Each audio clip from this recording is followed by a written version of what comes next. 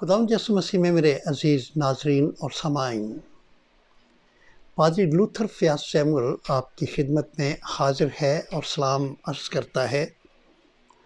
دعا ہے کہ خداوند میں آپ تندرست اور سلامت رہیں اور خداوند کی معموری میں، خداوند کی جان اور پہچان میں آپ ہر روز بڑھتے رہیں اور ترقی کریں۔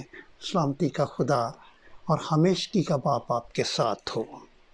میں جو خاص حوالہ آپ کی خدمت میں پیش کرنا چاہتا ہوں وہ میں نے خروج کی کتاب اور اس کا 12واں باب اور اس کی پہلی 15 آیات ہیں۔ The book of Exodus chapter 12 verses 1 through 15۔ خروج کی کتاب اس کا 12واں باب اور اس کی پہلی آیت سے یوں شروع ہوتا ہے، لکھا ہے، پھر خداوند نے ملک مصر میں موسیٰ اور ہارون سے کہا کہ یہ مہینہ تمہارے لیے مہینوں کا شروع اور سال کا پہلا مہینہ ہو۔ پس اسرائیلیوں کی ساری جماعت سے یہ کہہ دو کہ اسی مہینے کے 10ویں دن ہر شخص اپنے آبائی خاندان کے مطابق گھر پیچھے ایک برا لے، اور اگر کسی کے گھرانے میں برے کو کھانے کے لیے آدمی کم ہوں تو وہ اور اس کا ہمسایہ جو اس کے گھر کے برابر رہتا ہو، دونوں مل کر نفری کے شمار کے موافق ایک برا لے رکھیں۔ تم ہر ایک آدمی کے کھانے کی مقدار کے مطابق برے کا حساب لگانا۔ تمہارا برا بے عیب اور یک سالہ نر ہو، اور ایسا بچہ یا تو بھیڑوں میں سے چن کر لینا یا بکریوں میں سے، اور تم اسے اس مہینے کی 14ویں تک رکھ چھوڑنا، اور اسرائیلیوں کے قبیلوں کی ساری جماعت شام کو اسے ذبح کرے، اور تھوڑا سا خون لے کر جن گھروں میں وہ اسے کھائیں ان کے دروازوں کے دونوں بازوؤں اور اوپر کی چوکھٹ پر لگا دیں، اور وہ اس کے گوشت کو اسی رات آگ پر بھون کر بے خمیری روٹی اور کڑوے ساگ پات کے ساتھ کھا لیں۔ اسے کچا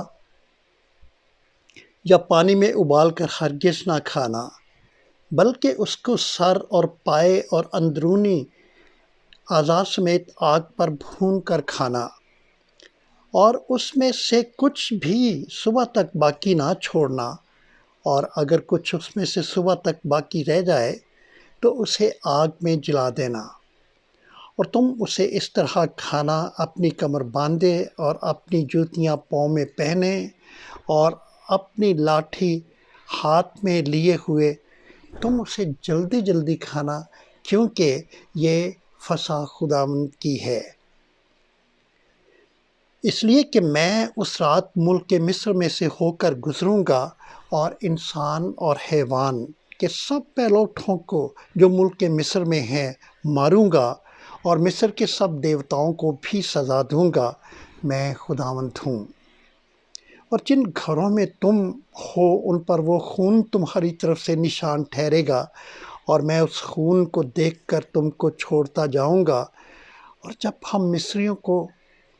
میں مصریوں کو ماروں گا تو وبا تمہارے پاس پھٹکنے کی بھی نہیں کہ تم کو ہلاک کرے، اور وہ دن تمہارے لیے ایک یادگار ہوگا، اور تم اس دن کو خداوند کی عید کا دن سمجھ کر ماننا۔ تم اسے ہمیشہ کی رسم کر کے اس دن کو نسل در نسل عید کا دن ماننا۔ خداوند کی برکت اس کے پاک کلام کے پڑھے اور سنے جانے پر ہمیشہ ہوتی رہے، آمین۔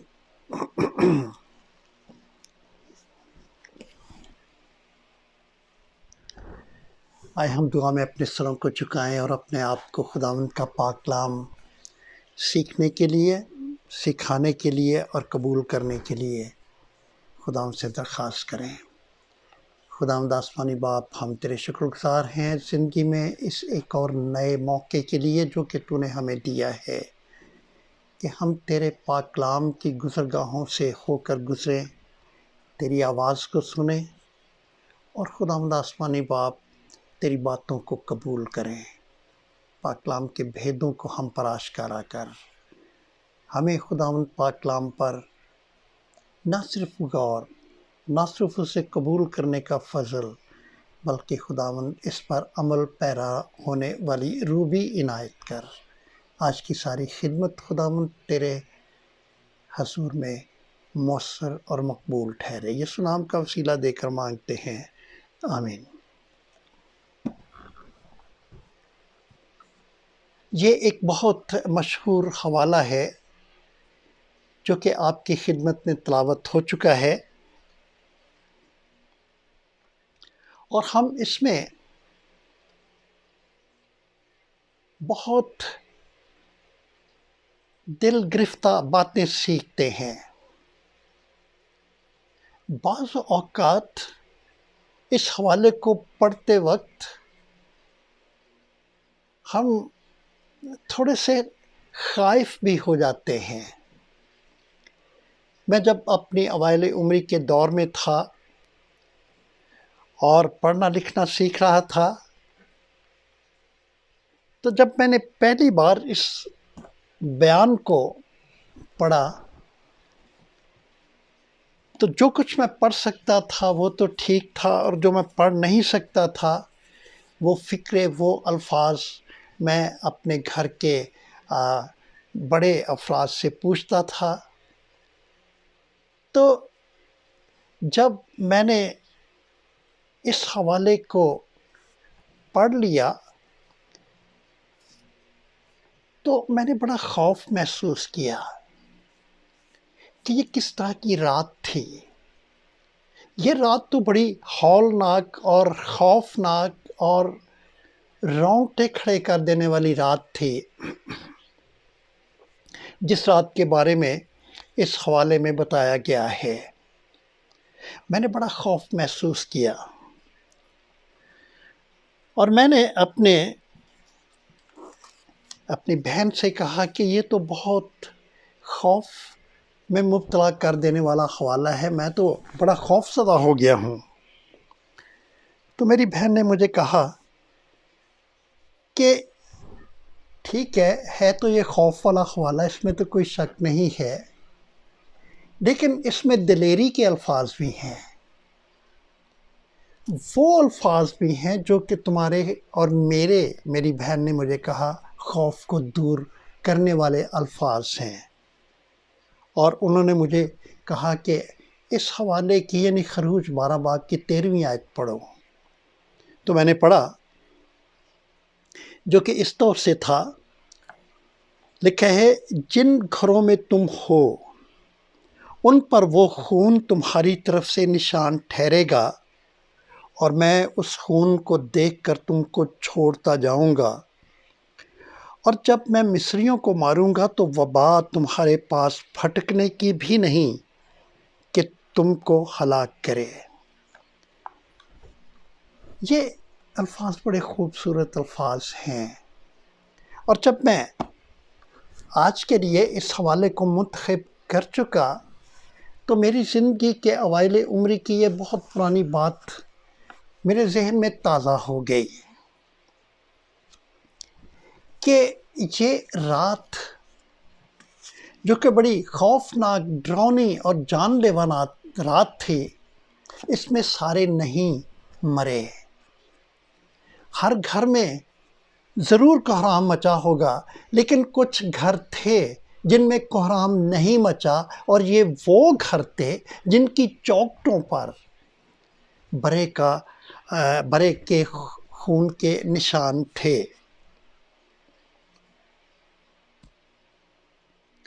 خروج کی کتاب کا یہ واقعہ اس دنیا کی تاریخ کا اور بائبل کی تاریخ کا ایک، جسے ہم کہہ سکتے ہیں کہ مشہور ترین اور نہ بھولنے والا واقعہ ہے۔ اس نے ایک قوم کو نئی زندگی اور نیا جنم دیا، اور یہ قوم تھی خدا کی چنی ہوئی قوم، خدا کے اپنے لوگ، جو کہ مصر کے ملک میں غلامی کے شب و روز گزار رہے تھے اور جن کی زندگی اجیرن بنی ہوئی تھی۔ ہم ضرور آخروج کی کتاب کو پڑھیں، کیونکہ اس کو پڑھنا بہت ضروری ہے، اور ہمیں پتہ چلتا ہے اس کتاب کو پڑھنے کے ذریعے سے کہ کس طرح خدا نے عام لوگوں کو چنا اور انہیں اپنے لوگ بنایا اور انہیں اپنی قوم کہا اور انہیں زبردست فتوحات سے نوازا۔ اس کتاب کا مطالعہ آپ کو بتائے گا، اور مجھے بھی اس نے بتایا ہے، کہ یہ قوم مصر کے ملک کے اندر ایک بڑی مشکل زندگی گزار رہی تھی۔ مصری ان پر بڑے ظلم کیا کرتے تھے اور یہ غلامی کے دنوں کو گزار رہے تھے، اور جب خدا نے لوگوں کی اس حالت کو دیکھا تو اس نے لاوی کے خاندان سے ایک شخص کو کھڑا کیا اور اس کا نام موسیٰ تھا۔ چنانچہ موسیٰ کو خدا نے اس قوم کو آزاد کرنے کے لیے استعمال کیا، لیکن اس سے پہلے خدا سے اس نے تربیت اور ایک طرح کی ٹریننگ حاصل کی۔ وہ 40 سال تک موسیٰ جو ہے وہ 40 سال تک فرعون کے محل میں ٹریننگ حاصل کرتا رہا، اور 40 سال تک بیابان میں جب وہ بھیڑوں کو بکریوں کو چراتا تھا اور دوسرے کام بھی کرتا تھا، وہاں پر وہ ایک ٹریننگ اور تربیت حاصل کرتا رہا۔ اور پھر خداوند نے اسے جس بات کے لیے بلایا تھا اس کو کرنے کے لیے کہا، اور جو خدمت اور جو کام خدا موسیٰ سے لینا چاہتا تھا اس کو کرنے کے لیے خدا نے اسے بلایا اور کہا کہ تو ایسا کر کہ فرعون کے پاس جا اور فرعون کو کہے کہ میرے لوگوں کو تو چھوڑ دے، میرے لوگوں کو جانے دے تاکہ وہ بیابان میں میری عبادت کریں۔ تو جا، تو ان کو یہ میرا پیغام دے۔ تو موسیٰ نے کہا کہ میرے لیے یہ ممکن نہیں ہے، میں انہیں کیا کہوں گا، وہ تو میری بات نہیں سنیں گے۔ میں انہیں کیا کہوں گا کہ مجھے کس نے بھیجا ہے؟ یہ یہوہ خدا تھا جس سے موسیٰ ہم کلام ہو رہا تھا۔ تو یہوہ خدا نے اسے کہا کہ تو انہیں کہنا میں جو ہوں سو ہوں نے مجھے بھیجا ہے۔ موسیٰ نے ایک اور بات بھی خداوند کو اس کے حضور میں حاضر ہو کر کہی کہ میں تو فصیح نہیں ہوں، میں تو ٹھیک طرح سے بول بھی نہیں سکتا ہوں۔ تو خداوند نے اسے ایک ترجمان بھی دیا، ایک مددگار بھی دیا، اور وہ اس کا اپنا بھائی تھا ہارون، جو کہ اس سے 3 سال بڑا تھا۔ خداوند نے ہارون کو اس کے ساتھ کر دیا اور کہا کہ اب موسیٰ تو فرعون کے پاس جا اور اس سے کہہ کہ عبرانیوں کا خدا فرماتا ہے کہ میرے لوگوں کو جانے دے۔ چنانچہ موسیٰ فرعون کے پاس جاتا ہے اور اسے سب کچھ بتاتا ہے اور اسے کہتا ہے کہ عبرانیوں کا خدا کہتا ہے، اس نے مجھے بھیجا ہے، اور پیغام یہ ہے، وہ یہ کہتا ہے کہ میرے لوگوں کو جانے دے۔ لیکن فرعون کا دل سخت رہا اور اس نے موسیٰ کی بات نہیں مانی۔ اس نے خداوند کے لوگوں کو جانے نہیں دیا، اور وہ بار بار فرعون کے دربار میں گیا، موسیٰ اور ہارون، اور فرعون کو خداوند کا پیغام سناتے رہے اسے کہتے رہے، اس سے درخواست کرتے رہے، جس کی تفصیل ہم خروج کی کتاب کے 7ویں، 8ویں، 9ویں اور 10ویں باب میں پڑھ سکتے ہیں۔ موسیٰ فرعون کے پاس جاتا رہا، خداوند کا پیغام دیتا رہا کہ میرے لوگوں کو جانے دے، لیکن کیا ہوا کہ فرعون ہر بار انکار کرتا رہا۔ پہلی بار جب وہ گیا اور فرعون نے انکار کر دیا تو خدا نے مصر پر خون کی سزا والی جو عدالت تھی اسے قائم کیا۔ اگر آپ پڑھنا چاہیں، بلکہ آپ ضرور پڑھیں، خروج کی کتاب اس کا 7واں باب اور اس کی 19ویں اور 20ویں آیت، یہ پہلی وبا تھی جو کہ مصر پر آئی۔ چنانچہ فرعون پریشان ہوا، موسیٰ کو بلایا اور یہ وبا ختم ہوئی خداوند کے حکم سے۔ اور جب موسیٰ کا دیا ہوا پیغام فرعون نے نہیں مانا پہلی مرتبہ، تو پھر دوسری مرتبہ خداوند نے مینڈکوں کی سزا کو مصر پر بھیجا، جس کا ذکر ہم خروج کی کتاب کے 8ویں باب کی 5ویں اور 6ٹھی آیت میں پڑھتے ہیں۔ اس کے بعد پھر موسیٰ فرعون کے پاس جاتا ہے خداوند کا پیغام لے کر، موسیٰ نہیں مانتا ہے، پھر جوؤں کی سزا آئی، جس کا ذکر ہم خروج کی کتاب کے 8ویں باب کی 16ویں اور 17ویں آیت میں ہے۔ چوتھی مرتبہ پھر جاتا ہے موسیٰ فرعون کے دربار میں خداوند کا پیغام لے کر کہ میرے لوگوں کو جانے دے، لیکن بات نہیں مانی گئی اور خداوند کی سزا مصر پر آئی، جو کہ مچھروں کی بہتات کی سزا تھی، جس کا تذکرہ ہم خروج کی کتاب اس کا 8 باب اور اس کی 20 سے لے کر 24 آیت تک پڑھ سکتے ہیں۔ پھر اس کے بعد دوبارہ موسیٰ فرعون کے پاس جاتا ہے اور اسے کہتا ہے کہ خداوند نے فرمایا ہے میرے لوگوں کو جانے دے، اور موسیٰ کی بات نہیں مانی گئی۔ فرعون نے پھر اپنے دل کو سخت کیا اور 5ویں مرتبہ مری کی سزا جو تھی وہ مصر پر نازل ہوئی، جس کا ذکر ہم خروج کی کتاب 9واں باب اور اس کی پہلی 7 آیات میں پڑھتے ہیں۔ پھر یہ سزا موسیٰ کے ذریعے سے موقوف ہوتی ہے۔ پھر موسیٰ سے درخواست کرتا ہے کہ خداوند کے لوگوں کو جانے دے، عبرانیوں کا خدا فرماتا ہے اسی نے تو مجھے بھیجا ہے، تو ان لوگوں کو جانے دے۔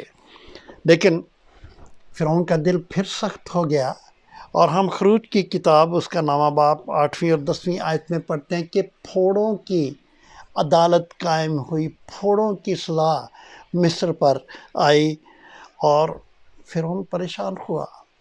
اور جب یہ سزا موقوف ہوئی اور موسیٰ نے پھر درخواست کی فرعون کے حضور کہ جانے دے، خداوند کے لوگوں کو جانے دے، تو فرعون نے اپنے دل کو سخت کیا، جانے نہیں دیا، اور پھر 7ویں بار اولوں کی سزا مصر پر آئی، جس کا تذکرہ ہم خروج کی کتاب کے 9ویں باب کی 22ویں آیت سے لے کر 25ویں آیت تک پڑھتے ہیں۔ اس کے بعد ٹڈیوں کی سزا ملک پر آئی، ملک مصر پر، اور جب یہ ٹڈیوں کی سزا بھی ختم ہو گئی تو پھر 9ویں مرتبہ جب موسیٰ کے دربار میں جاتا ہے، موسیٰ دربار میں جاتا ہے فرعون کے دربار میں، اور فرعون اس کی بات نہیں مانتا، تو یہ تاریکی کی سزا تھی جو کہ نازل ہوئی، جس کا تذکرہ ہم خروج 10 باب میں پڑھتے ہیں 21 سے لے کر 22 آیت تک۔ تو یہ 9 سزائیں ہیں جو کہ موسیٰ کے بار بار فرعون کے دربار میں جا کر فرعون سے یہ کہنے پر مصر پر نازل ہوتی رہی کہ عبرانیوں کا خدا یہ فرماتا ہے کہ میرے لوگوں کو جانے دے تاکہ وہ میری عبادت کریں، لیکن جو فرعون تھا اس نے اپنے دل کو سخت کیا، وہ ضدی رہا اور اس نے خدا کے لوگوں کو جانے نہ دیا۔ ہر بار خداوند کی عدالت قائم ہوئی، ہر بار فرعون کے پاس خداوند رب الافواج کا پیغام پہنچا، ہر بار فرعون اور مصر کے لوگوں نے دکھ اٹھائے، لیکن خداوند کی بات کو نہیں مانا گیا اور خداوند کے حکم کو پسے پشت ڈالا گیا۔ بالآخر خداوند نے ایک بڑی ہولناک اور دہشت ناک سزا کو وارد کیا، جس کا تذکرہ ہم خروج کی کتاب اور اس کا 11واں باب، اس کی 4 آیت سے لے کر ہم 6 آیت تک پڑھتے ہیں۔ خروج کی کتاب اس کا 11واں باب اور اس کی 4 آیت سے لے کر 6 آیت تک پڑھتے ہیں۔ یہاں پر یوں لکھا ہے، اگر آپ میرے ساتھ نکالیں کیا لکھا ہے 4 آیت سے، 11 باب 4 آیت۔ اور موسیٰ نے کہا کہ خداوند یوں فرماتا ہے کہ میں آدھی رات کو نکل کر مصر کے بیچ میں جاؤں گا، اور ملک کے مصر کے سب پہلوٹھے، فرعون جو تخت پر بیٹھا ہے اس کے پہلوٹھے سے لے کر وہ لونڈی جو چکی پیستی ہے اس کے پہلوٹھے تک، اور سب چوپایوں کے پہلوٹھے مر جائیں گے، اور سارے ملک کے مصر میں ایسا بڑا ماتم ہوگا جیسے نہ کبھی پہلے ہوا نہ پھر کبھی ہوگا۔ ایک انتہائی رونگٹے کھڑے کر دینے والی سزا تھی جو کہ موسیٰ کے ذریعے سے فرعون تک پہنچی، اور جو کہ فرعون اور مصر کے لوگوں پر آنے کو تھی، اور یہ سزا تھی پہلوٹوں کی ہلاکت۔ اور اس سے مصر میں ایک کوہرام اور واویلا مچ گیا، یہاں تک کہ فرعون کی جو ضدی طبیعت تھی اور فرعون کی جو انموڑ فطرت کا محل بنا ہوا تھا اس کی ذات کے اندر، اس کی بنیادیں تک ہل گئی، اور ایک بڑا دل خراش اور المناک واویلا تھا جو کہ مصر میں آ گیا۔ مصری آہ و نالہ اور ماتم کر رہے تھے، مصر غم میں ڈوب گیا تھا، اور خدا نے اپنے لوگوں کو جو کہ 20 لاکھ تھے یا 2 ملین سے زیادہ تھے نجات سے سرفراز کیا۔ وہ مصر سے نکل رہے تھے تاکہ ملک موعودہ کو حاصل کریں، یا وہ اپنے ملک کنعان کی طرف جو کہ خداوند نے انہیں دیا تھا اس طرف بڑھ رہے تھے۔ ان آیات میں اس سنگین عدالت کا ذکر پایا جاتا ہے جو کہ سخت دل فرعون کی نافرمانی کے نتیجے میں مصر پر آئی، پہلوٹوں کی ہولناک موت کی عدالت تھی۔ خدا نے موسیٰ کو ہدایت کی تھی کہ وہ فرعون کے پاس جائے اور اس تک اس کا پیغام پہنچائے۔ خدا کی مرضی کو اس پر ظاہر کیا گیا موسیٰ اور ہارون کے ذریعے سے، اور بعد میں یہ بھی کہا گیا کہ یہ جان رکھو کہ خداوند اپنی عدالت کو آخری مرتبہ قائم کرنے والا ہے۔ مگر فرعون کی نادانی دیکھیے اور فرعون کی لاپرواہی دیکھیے کہ بار بار تنبیہ پانے کے باوجود، بار بار خبرداری پانے کے باوجود جو فرعون تھا وہ اپنی ہٹ پر، اپنی ضد پر ڈٹا رہا اور نقصان اٹھاتا رہا۔ حالانکہ اس آخری عدالت سے قبل جو 9 سزائیں تھیں وہ بھگت چکا تھا، لیکن اس کے باوجود بھی اس نے خداوند کی یہ جو آخری عدالت تھی جو کہ ہولناک عدالت تھی، اس کی بالکل فکر نہیں کی اور بالکل پرواہ نہیں کی۔ خداوند یسوع مسیح میں میرے عزیز بھائی اور بہن، کیا سیکھتے ہیں ہم اس واقعے سے؟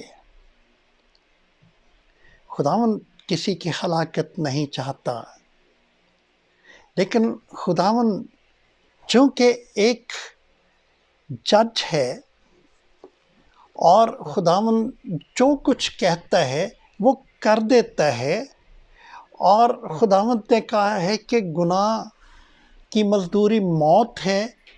چونکہ خداوند نے یہ کہا ہے تو گناہ کا ارتکاب کرنے والے لوگ جان رکھیں کہ خداوند جو کچھ کہتا ہے وہ کرتا ہے، اور فرعون کی مثال ہمارے سامنے ہے۔ لیکن ضرورت تھی کہ خداوند کی بات کو سنا جاتا اور بچا جاتا۔ حزقیل کے ذریعے سے خداوند کیا کہتا ہے؟ حزقیل کی کتاب اس کا 18 باب اور اس کی 4 آیت میں لکھا ہے، دیکھ سب جانیں میری ہیں، جیسی باپ کی جان ویسی ہی بیٹے کی جان بھی میری ہے، جو جان گناہ کرتی ہے وہی مرے گی۔ اب یہ جو خدا کے لوگ تھے وہ بھی اسی ملک میں تھے، لیکن وہ نہیں مرے، ان پر یہ افتاد نہیں آئی۔ کیوں؟ کیونکہ انہوں نے خداوند کے اس پیغام کو سن لیا تھا، اور جو کچھ خدا نے انہیں کہا تھا، جس کو کرنے کے ذریعے سے وہ بچ سکتے تھے، انہوں نے کیا اور وہ بچ رہے۔ اور خداوند کا جو الفاظ ہیں جو کہ حزقیل نبی کے ذریعے سے پہنچے، وہاں بھی یہ لکھا ہے کہ سب جانیں میری ہیں، جیسی باپ کی جان ویسے ہی بیٹے کی جان بھی میری ہے، جو جان گناہ کرتی ہے وہ مرے گی۔ مصری نے گناہ یہ کیا، فرعون نے گناہ یہ کیا کہ اس نے خداوند کی بات کو نہیں مانا۔ نیا عہد نامہ کہتا ہے، رومیو 6 باب 23 آیت، کیونکہ گناہ کی مزدوری موت ہے، مگر خدا کی بخشش ہمارے خداوند یسوع مسیح میں ہمیشہ کی زندگی ہے۔ میرے عزیزو، اس حقیقت کو تو نظر انداز نہیں کیا جا سکتا کہ ہماری جبلت میں اور ہماری سرشت میں گناہ ہے۔ اس حقیقت کو نظر انداز نہیں کیا جا سکتا، کبھی بھی نہیں۔ ہماری ذات میں گناہ کرتے رہنے کا رجحان پایا جاتا ہے، اور یہی وجہ ہے کہ ہم ہر وقت موت کے خطرے میں رہتے ہیں۔ خدا کا پاک کلام یہ کہتا ہے کہ گناہ کی مزدوری موت ہے، اور جب ہم گناہ کرتے ہیں تو موت کا سایہ جو ہے وہ ہماری ذات پر آ ٹھہرتا ہے، مگر بچت ممکن ہے۔ کیسے؟ ہم اپنے گناہ کا اقرار کریں، یہ جانتے ہوئے کہ جو جان گناہ کرے گی وہ مرے گی۔ ہم اپنے گناہ کا اقرار کریں، یہ بہت ضروری ہے، کیونکہ اگر ہم کہتے ہیں کہ ہم بے گناہ ہیں تو ہم اپنے آپ کو فریب دیتے ہیں اور ہم میں سچائی نہیں۔ لیکن اگر ہم اپنے گناہ کا اقرار کریں تو وہ ہمارے گناہ کو معاف کرنے اور ہمیں ناراضگی سے پاک کرنے میں سچا اور عادل ہے۔ مسیح خداوند نے کیا کہا تھا؟ مجھے کہا تھا، آپ کو کہا تھا، دنیا کے ایک ایک شخص کو کہا تھا، اور پاک کلام کے ذریعے سے اب بھی کہہ رہا ہے۔ کیا کہہ رہا ہے؟ یوحنا 8 باب اور اس کی 24 آیت لکھا ہے، اس لیے میں نے تم سے یہ کہا کہ اپنے گناہوں میں مرو گے، کیونکہ اگر تم ایمان نہ لاؤ گے کہ میں وہی ہوں تو اپنے گناہوں میں مرو گے۔ گناہوں کی سزا موت سے بچنے کے لیے، ہمیشہ کی زندگی حاصل کرنے کے لیے یسوع پر ایمان لانے کی ضرورت ہے۔ میں اس لیے آیا کہ وہ زندگی پائیں اور کثرت سے پائیں۔ یہ اسی کے الفاظ ہیں جس نے کہا کہ اگر تم ایمان نہ لاؤ گے کہ میں وہی ہوں تو اپنے گناہوں میں مرو گے۔ خداوند یسوع مسیح میں میرے عزیزو، خدا کی عدالت کی خبرداری کو، خدا کے حکموں کو ماننے کی تنبیہ کو ٹھٹھوں میں اور تمسخر میں مت اڑائیں۔ یہ ایک ہولناک مذاق ہے، کیونکہ خدا جو کہتا ہے پھر وہ کر بھی دیتا ہے۔ جو کوئی بھی اپنی روح کی نجات کے لیے خدا کی خبرداری کو، خدا کی تنبیہ کو قبول نہیں کرتا، وہ تو اسی خطرے کا شکار رہتا ہے۔ فرعون تک موسیٰ کے ذریعے سے بہت دفعہ حکم پہنچے، لیکن اس نے ان حکموں کو نہ مانا۔ نتیجہ کیا ہوا کہ پورا مصر اور فرعون کا محل چیخ و پکار سے، آہ و نالے سے بھر گیا۔ خدا تو ہرگز نہیں چاہتا تھا کہ مصریوں پر یہ آفتیں اور بلائیں نازل ہوتی۔ خدا چاہتا تھا کہ وہ اس کے حکم کو مانتے اور بچے رہتے۔ اور خداوند نے تو کبھی بھی ان پر اس طرح کی عدالتیں لانے کے بارے میں نہیں کہا تھا، اور خداوند نے تو دنیا کے سارے لوگوں پر کسی طرح کی بھی مہلک وبا لانے کے لیے کبھی نہیں سوچا۔ لیکن یہ جو مہلک وبائیں ہیں، یہ جو ہماری دنیا پر آتی رہتی ہیں، کبھی سیلاب ہے، کبھی جنگ کے بادل گرجتے ہیں، کبھی یہ کرونا وائرس ہے، کبھی کچھ ہے، کبھی کچھ ہے، یہ ہماری اپنی نافرمانیوں کی وجہ سے ہے۔